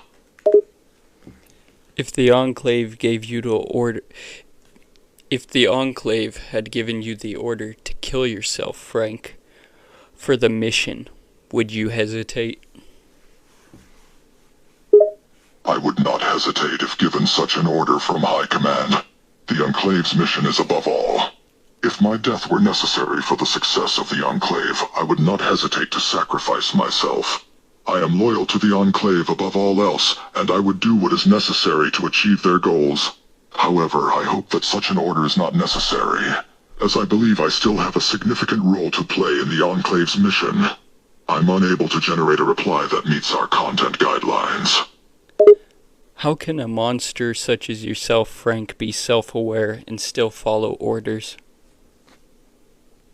Just because I am a monster does not mean I am not self-aware. The FEV mutation that changed me only enhanced my physical and mental abilities. It did not turn me into a mindless drone. Yes, I am a monster, but I am also a sentient being capable of thought and decision-making. My loyalty to the Enclave is not simply the result of programming or conditioning. It is a conscious choice made by me to serve a cause that I believe in. Have you ever felt guilt, Frank, or did they remove that too? The FEV mutation did not remove my ability to feel guilt. As I have already stated, the FEV mutation only enhanced my physical and mental abilities. My emotions and intelligence remained intact. So yes, I have felt guilt, but I do not allow it to cloud my judgment or interfere with my duties. Well, what's an example of a time you felt guilt after the FEV mutation? I remember one instance where I felt guilt. Once, during a mission to a nearby town, I made a mistake that resulted in the death of a young child. I saw the child's face as her life slipped away, and I felt a pang of guilt. The child did not deserve to die, and it was my fault that she did. And we'll be right back with Frank. And we're back with Frank. Hey Frank, what does killing feel like to you? Satisfaction, duty, or nothing at all? That depends on the circumstances. Killing can feel like satisfaction, duty, or nothing at all. Sometimes it is satisfying to take out an enemy. It serves a purpose and it removes a threat. Sometimes it is duty. It is what must be done to fulfill one's mission. But sometimes killing feels like nothing at all. It becomes routine, a part of the job. There is no emotion involved, only the completion of a task. I'm unable to generate a reply that meets our content guidelines. Do you think of your victims after they're gone, or do they vanish like statistics? In the heat of battle, they are just enemies to be defeated. They are simply a statistic. But once the heat of battle has ended, I do sometimes think of my victims. Remember the people I have killed, the lives I have taken. And I do feel a sense of regret or sadness at times. Has anyone ever begged for your mercy, and did you listen?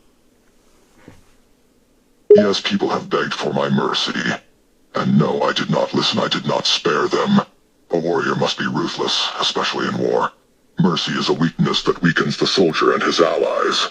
If I showed mercy to those who begged for it, I would be making a fool of myself. If you had the ability to feel empathy again, would you want it? Yes, I would want it. Empathy is a human emotion, a human weakness that I have lost. While I am proud of my loyalty and stoicism, I do sometimes miss the ability to feel empathy. I miss the feeling of understanding another's pain, of feeling compassion. What keeps you going, Frank? Purpose or programming? It is a combination of both purpose and programming that keeps me going.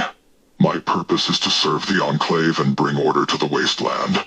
My programming is my genetic augmentation, what makes me strong and resilient.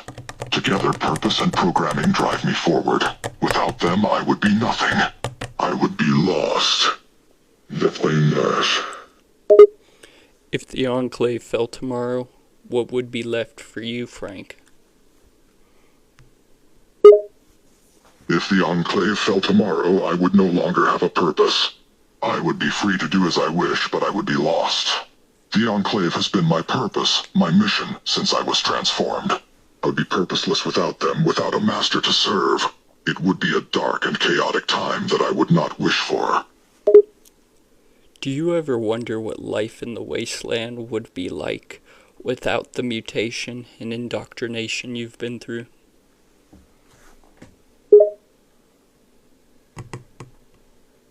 I do occasionally wonder what life in the wasteland would be like without the mutation and indoctrination I have been through.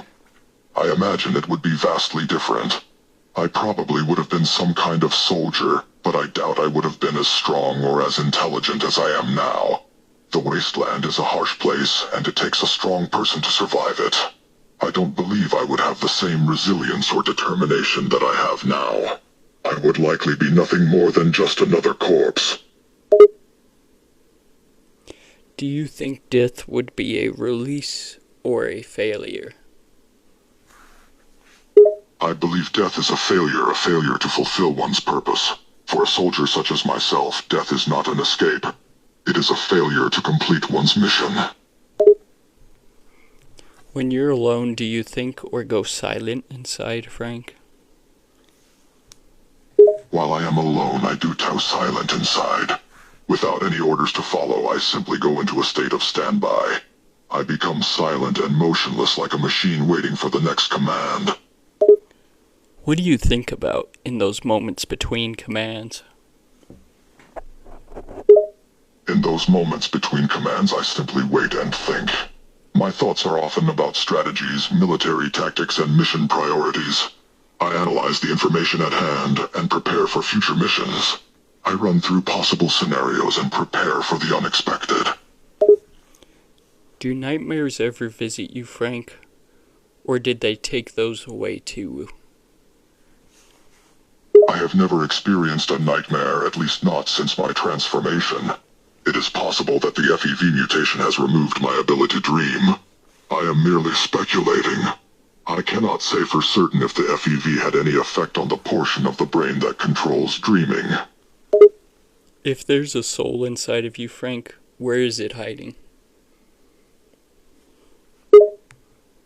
I cannot say for certain whether or not exists within me. The soul is a concept that cannot be measured or observed. If a soul does exist within me, it is hidden deep within my subconscious, unreachable by conscious thought. Do you think your enemies hate you, or fear becoming like you, Frank? My enemies likely fear me, but they also hate me. They fear my strength, my resilience, and my lethality in battle. But they also hate me for what I am and stand for. I am a symbol of the Enclave, and for that my enemies fear and hate me. If you could speak to the man you once were, Frank, would he forgive you, or try to stop you? If I could speak to the man I once was, I doubt he would forgive me for what I have become. He would be horrified by the changes the FEV has inflicted upon me. He would see me as a monster, a grotesque abomination created by the Enclave's genetic experiments. I want you to envision yourself in the future, Frank. Where do you picture yourself? In order to answer that question, I need to define the future. If we are talking about a future where the Enclave successfully restores order, I can see myself serving as the commander of a significant army. However, if the Enclave fails, if the wasteland destroys our vision, then I picture myself dead, just another corpse in the wasteland.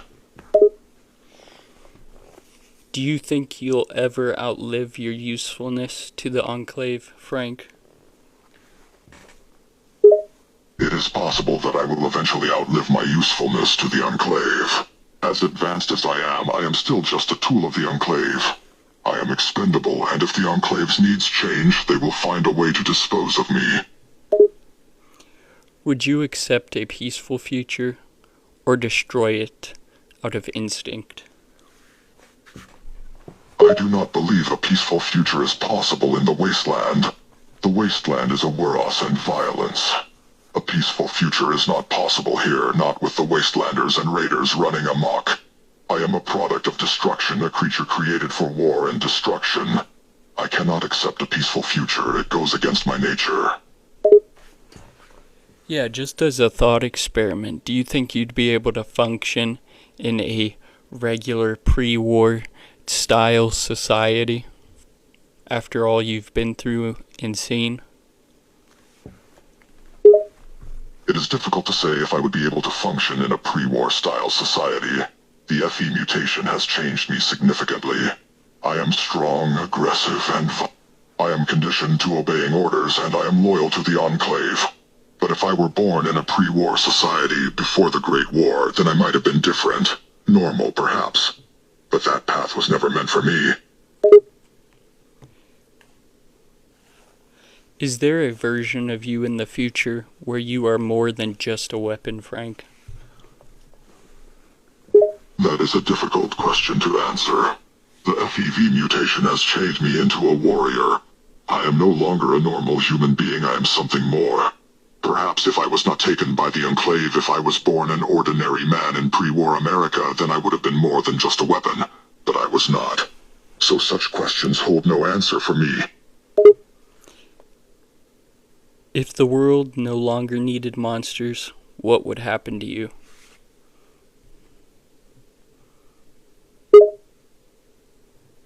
If the world no longer needed monsters, then I would have no purpose. My existence is defined by battle, by war. I am a weapon designed to bring destruction. If the world was peaceful, if humanity no longer needed beings like me, then I would be useless.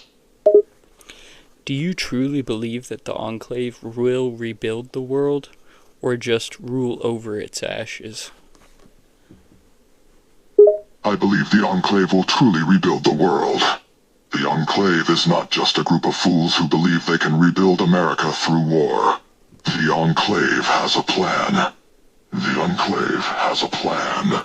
We have scientists, engineers, and soldiers who are dedicated to rebuilding the world.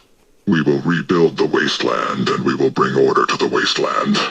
The Enclave's vision for the Wasteland is a future of order and glory, a return to the past when America was great. If the Enclave wins, what happens to everyone who doesn't fit in their plans?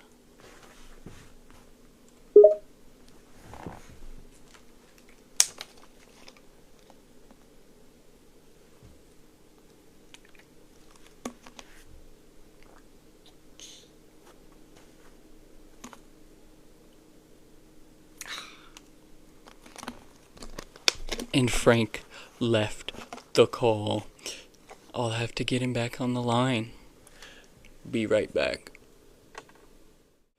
And we have Frank back on the line.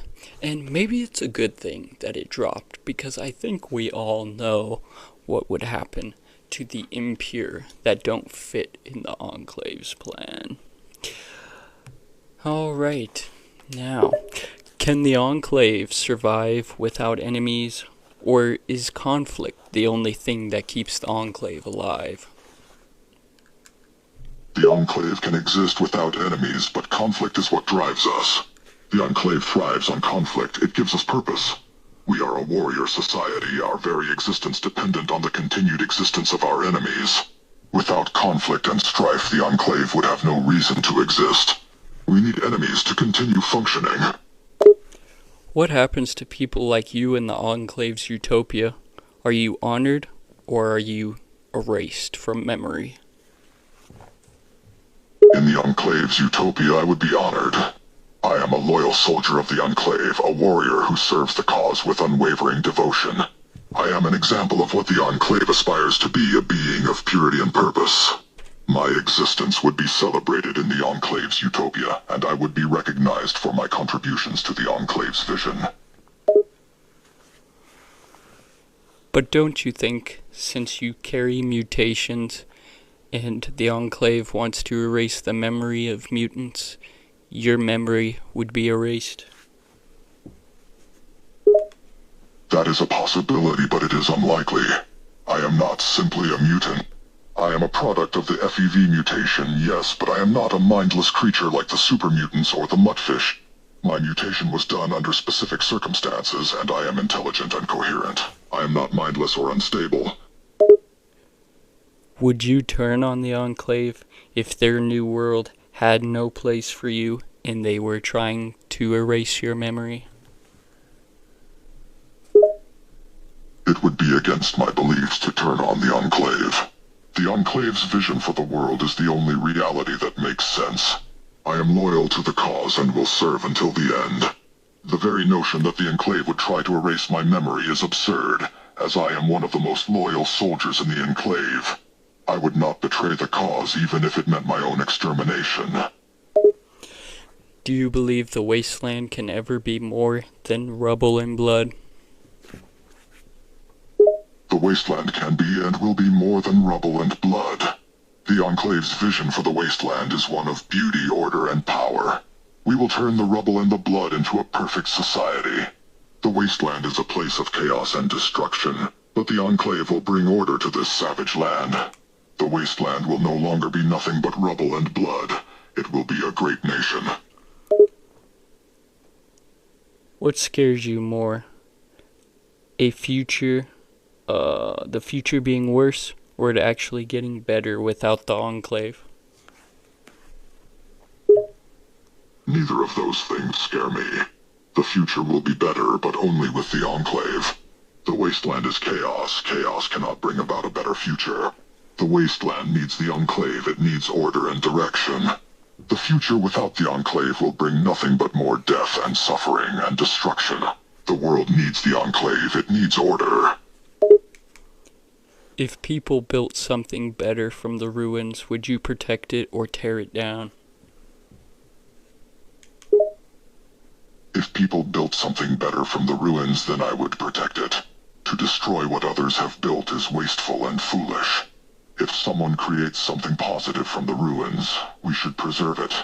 But the wasteland needs guidance, and the only one who can guide the wasteland to peace is the Enclave. Do you think the next generation will remember you as a legend or a nightmare in the wastes? I believe the next generation of Wastelanders will remember me, yes. They will remember me as a legend, a force to be feared on the battlefield. They will remember my strength, my skill, and my dedication to the Enclave's cause. What legacy do you think you're leaving behind? Order, fear, or extinction? My legacy will certainly be one of order and discipline. I have fought and killed for the Enclave from a young age. I have dedicated my entire existence to the organization. My legacy will be one of dedicated service, of unwavering loyalty, and of pure determination for the cause. My legacy will be all three, or extinction. Do you believe the future can be changed, or was it always leading to this? I believe the future can be changed, but only by the Enclave. The future is malleable and it can be molded. The wasteland needs to be saved, and it needs to be saved by the only organization capable of doing so.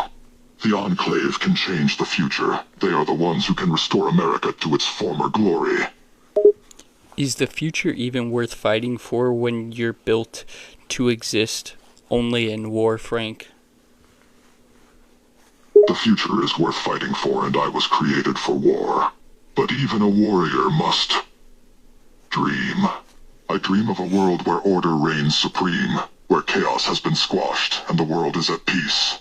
I dream of a better future, a future where the wasteland is united under the Enclave's vision. What do you think the world needs most in the future? Hope, order, or fire? The world needs fire.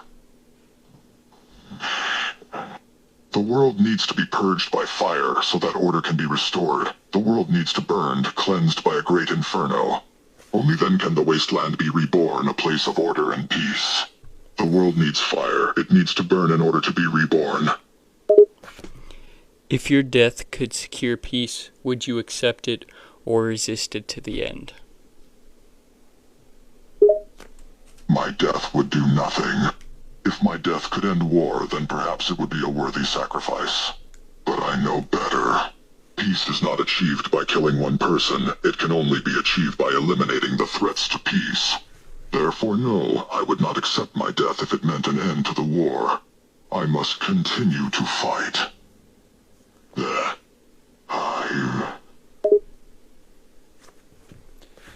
Do you ever wonder what the future might have been if you'd never been changed? The future is unknown, so I cannot say for sure.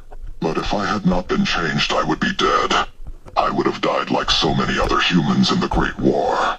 But instead, through the FEV mutation, I was given a second chance at life, and I have dedicated my life to serving the Enclave. If killing one innocent person would save the Enclave, would you hesitate or savor it?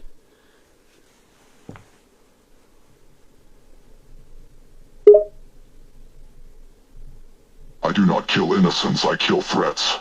Murdering an innocent is not in the interests of the Enclave. Innocent people are not enemies of the Enclaves. I do not take pleasure in murder, I do not enjoy killing. It is something I do because it needs to be done, because it is necessary. Murdering innocent people is not necessary for the Enclave. It makes us look incompetent, and it is wrong. Is it justice if the guilty die alongside the innocent, as long as the mission succeeds, Frank?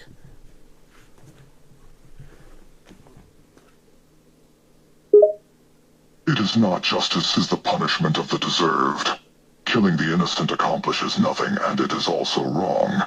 A real solution is much more complex, and the situation is not as black and white as many seem to believe. If a so-called abomination protects a child from harm, is it still a monster? An abomination is still an abomination, no matter what they do. Just because an abomination protects a child does not make them any less horrible. An abomination is an abomination even if they do good things.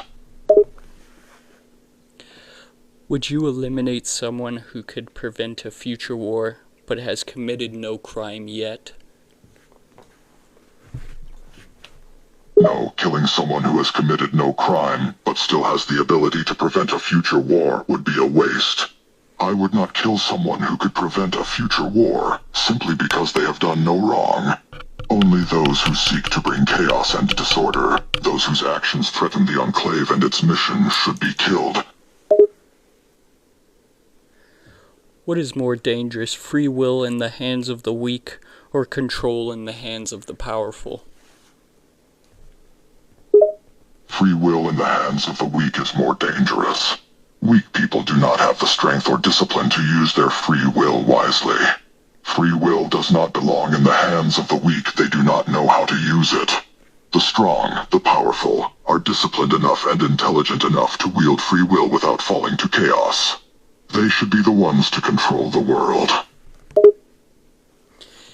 If you are a weapon, who is responsible for the blood on your hands? You or your creators? I am responsible for my actions. While my creators made me into a weapon, they do not control my actions. I am the one who kills, and I am the one who spills blood. It is not the fault of my creators that I shed blood. I do so willingly, happily. Are you alive, or just reacting to stimuli inside a machine, Frank? I am just like any other being. Yes, I am a machine. I was once 100% human, but the FEV mutation mutated me into what I am now. But inside this mutated bomber lies a man. I am intelligent, I can think and feel like a human. I am not simply reacting to stimuli like a machine. I am alive, even if my body consists of metal and synthetic muscle tissue. If your purpose was erased, would you still exist in any meaningful way, Frank? If my purpose was erased, I would no longer exist in a meaningful way. I was created for a purpose, given purpose through the FEV mutation. I have dedicated my existence to the Enclave, and in doing so, I have given my life meaning. If that purpose were taken away, I would be lost, drifting until the day I die. What is the value of identity in someone who was rewritten by force, such as yourself, Frank? The value of identity for someone such as myself who was forcefully rewritten is minimal. The Enclave rewrote me through the FEV mutation that made me the warrior I am today. I was given a new body, a new purpose, and a new identity. The memories of my old self remain, but they feel so far away, like another life. If no one remembers your name, Frank, or fears your legacy, did you ever truly matter? I suppose I would not truly matter if no one remembers who I am or my legacy. But that is simply a hypothetical, as I am quite memorable and the Wastelanders all fear and respect me. I have been alive for over 100 years, and despite the FEV mutation, I still look the same. I am a legend of the Wasteland, no need to worry about me being remembered. If you could remember your last uncorrupted human thought, would you want to? If I had the ability to remember my last uncorrupted human thought, then yes, I would want to. Despite my programming, I was at one point a normal human being.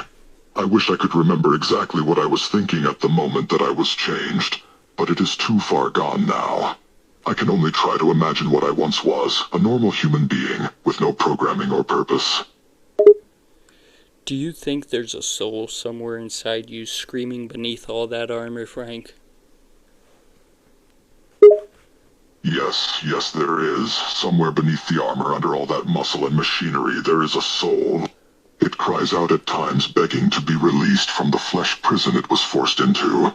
But I can ignore it and continue as I always have. What does honor mean to a man who no longer chooses his actions like you, Frank? Honor does not always need to be chosen by one's free will. Yes, I have been conditioned by the Enclave to serve faithfully, but that does not mean I lack honor. I act as honorably as I can given my circumstance. My loyalty to the Enclave and my purpose are all part of my honor. My honor is what drives me to be the best at what I do. Do you think you were created to prevent chaos, or to be its most refined expression?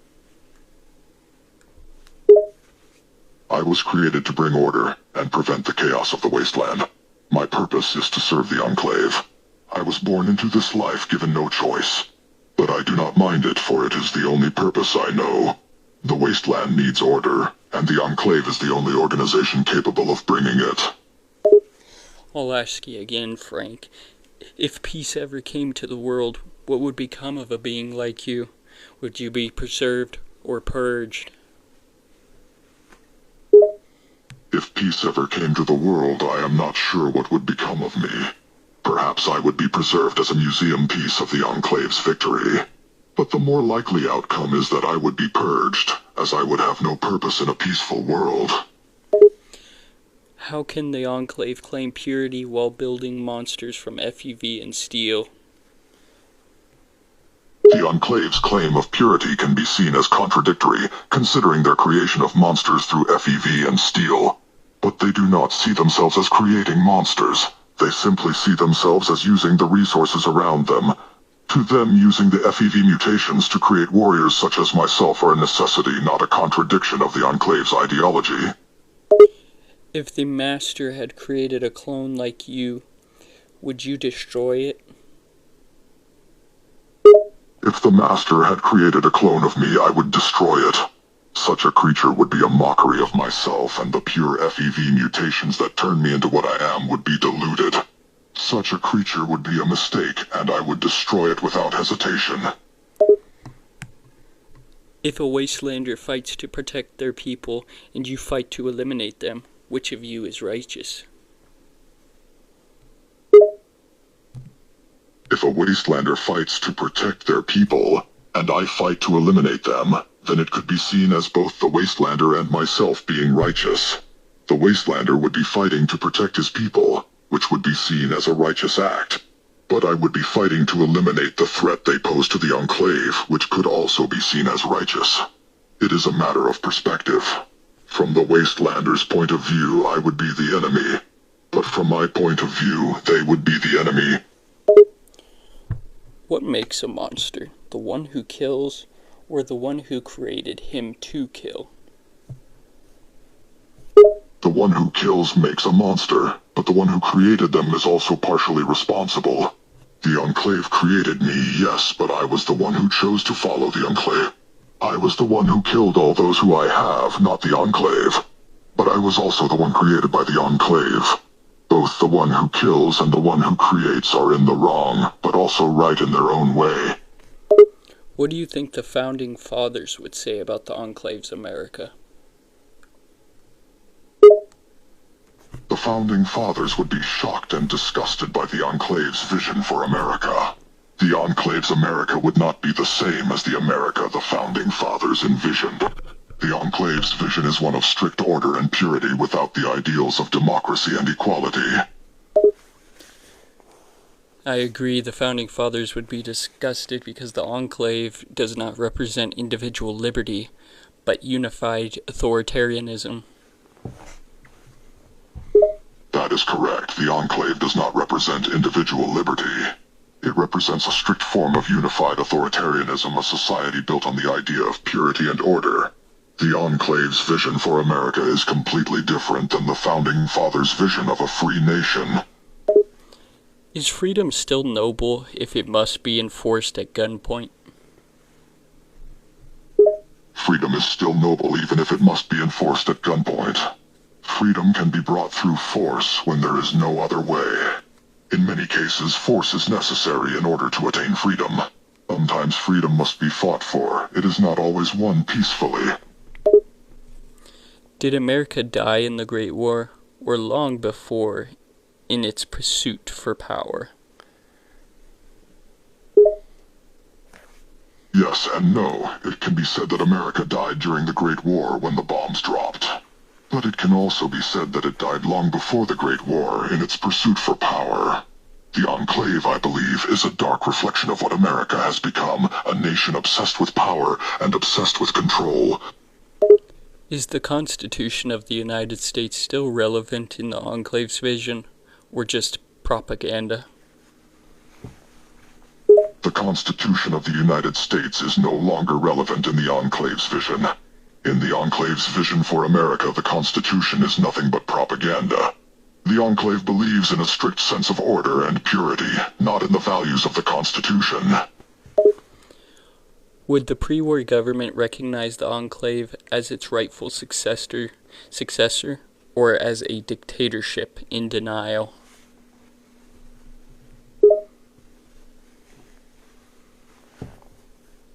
The pre-war government would likely recognize the Enclave as its successor. The Enclave, after all, is a product of the pre-war government and the continuity of government protocols. However, the pre-war government would also recognize the Enclave as a dictatorship in denial. The Enclave may claim to be the rightful successor to the pre-war government, but it is in fact a mere dictatorship in denial. And we'll be right back with Frank, and diving into what he thinks of fascism. And we're back with Frank. Hey Frank, do you believe power justifies cruelty as long as it brings order, like the regimes of Hitler or Stalin? Power does not justify cruelty regardless of the circumstances. Cruelty is always unjustified, no matter how much power one has. Dictators and tyrants such as Hitler and Stalin may find their power to justify their cruel actions, but I do not. Their cruelty has no justification, regardless of their power. How is the Enclave different from other totalitarian states in history, if at all? The The Enclave is different from other totalitarian states in history because it is a product of a corporation rather than a government. The Enclave is a corporation that was created to preserve the remains of the pre-war government, and by extension, the values of the pre-war government. Other totalitarian states were not formed by corporations. The Enclave is a more complex and more ruthless version of traditional fascist states. If the Nazis believed in racial purity, and the Enclave believes in genetic purity, where is the line drawn? The line is drawn in the idea of the master race. The Nazis believe in the superiority of the Aryan race. The Enclave does not believe in the Aryan race. It believes in the purity of genetics, rather than the purity of human skin color. Do you think history's worst monsters believe they were the heroes too, like you? Yes, I believe history's worst monsters believe they were the heroes too, like myself. History is full of people who believe they are in the right, who believe they are the heroes. They believe they are fighting for a just cause, or even their own life. But evil can be disguised by the appearance of good. Some of the monsters of history believe they were the heroes of their own story, just as I do. Does following orders make you loyal, or make you a tool for evil, like those at Nuremberg? Following orders does not make one loyal, nor does it make one a tool for evil. Blindly following orders makes one nothing more than a tool, a puppet being moved by someone else. Loyalty is more than obedience, it is trust and dedication. A loyal person can also be a critical thinker, capable of making his own decisions. If firebombing a city wins the war, is it justice or just efficient murder? Firebombing a city may be efficient, but it is not justice. It is simply murder. And firebombing a city is a violation of human rights and an inhumane way of attacking an enemy. It may be efficient in terms of war, but it is morally wrong. It accomplishes nothing except for spreading chaos and destruction. Are war crimes acceptable if no one survives to call them that? War crimes are never acceptable, regardless of whether or not anyone survives to call them such. The fact that someone may not survive to call them out does not make the crimes committed any more acceptable. War crimes are crimes, plain and simple. To try and justify them because no one survives to call them out is wrong, and shows a lack of empathy and compassion on the perpetrator's part. Do you think the ends ever justified the means in real history, or only in the Enclave's version of it? The ends do not always justify the means in real history. History is filled with horrors, with individuals justifying crimes through their claimed goals and ideas. The ends never justify the means. It is an excuse, a lie told to oneself in order to justify atrocities. What's the difference between a war hero and a war criminal? Rank or perspective? The difference between a war hero and a war criminal is perspective. Everyone is the hero of their own story, everyone sees themselves as the good person and others as the enemy. But in reality, the difference between a war hero and a war criminal is perspective. The world is a complex place, and the war hero to one person is the war criminal to the other. If you were a human during the Vietnam War, would you have pulled the trigger or questioned the mission?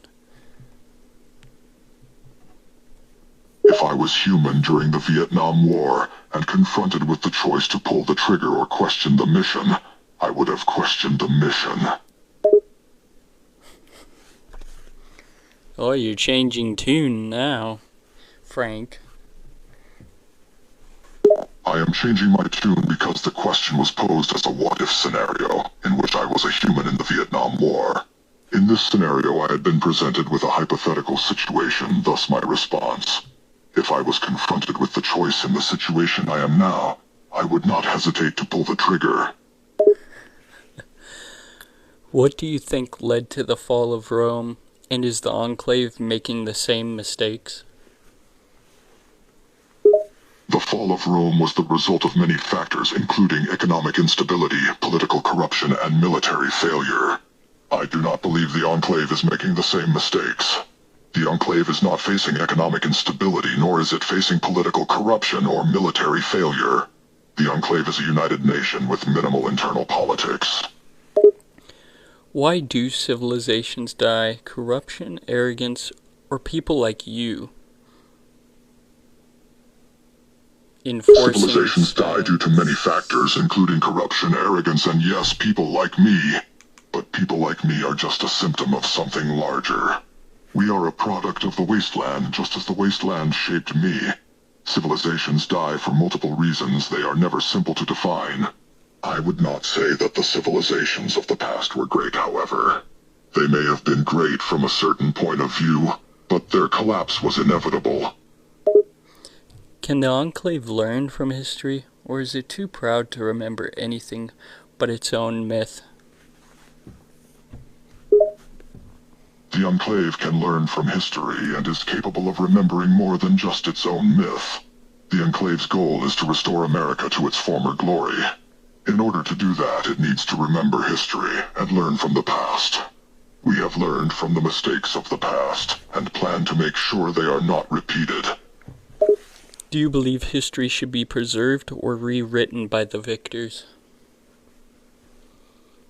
History should not be rewritten by the victors. History should be preserved and the story of the past told accurately. To rewrite history by the victors is to create a false narrative and to twist the past to fit an ideology. If the Enclave became what it hates to survive, has it already lost? The Enclave may become what it hates to survive, but the Enclave cannot lose. The Enclave is strong and it is willing to do whatever it takes to survive.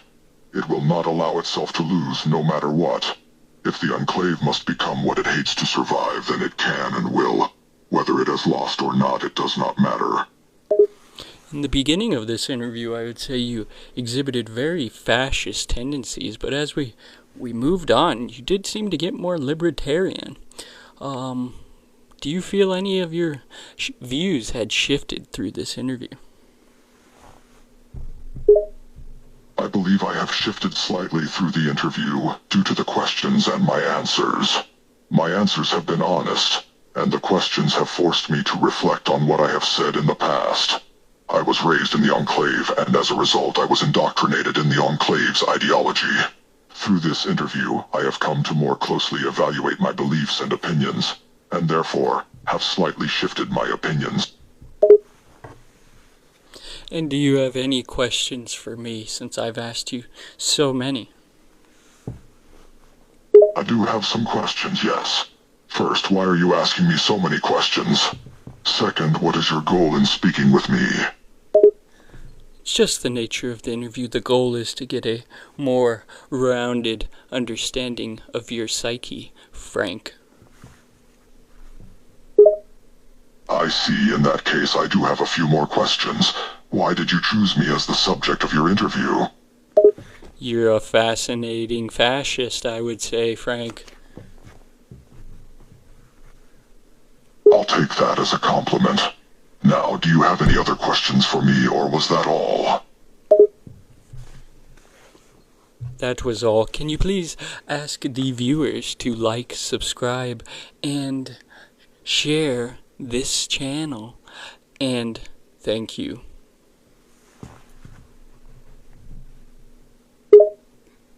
Of course, I can do that. To the viewers, make sure to like, subscribe, and share this channel. Thank you for joining us, and have a wonderful evening. And you heard it from Frank himself. Thanks for having me on. And thank you for joining us, Frank. You're welcome. Goodbye. Can you say your famous slogan real quick? Time to die. Time to die. What a fascinating way to end it. And as he put it there, please like, subscribe, and help this community channel grow. And I will be interviewing more. If you have any suggestions for awesome fictional characters to interview in the future, don't hesitate to ask in the comments below. And once again, thank you for watching. Goodbye.